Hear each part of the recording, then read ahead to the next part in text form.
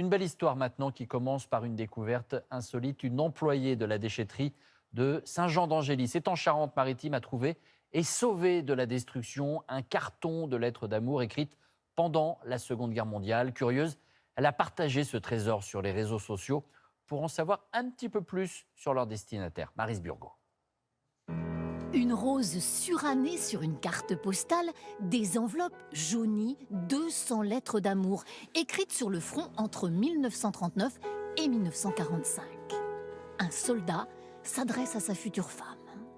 Un trésor que cette famille découvre pour la première fois, c'était le grand-père de ce jeune homme. Il commence sa lettre par Mimi chérie. Cette nuit, il fait froid. Bon et doux baiser de ton Pierrot. Pierre Randonnet était le père de cette retraitée.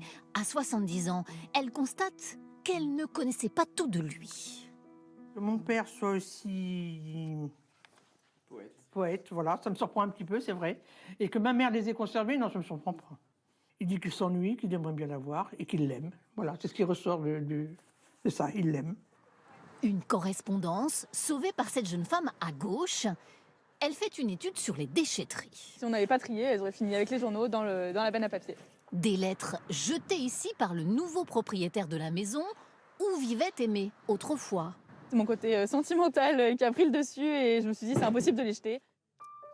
La jeune femme publie alors un appel sur les réseaux sociaux.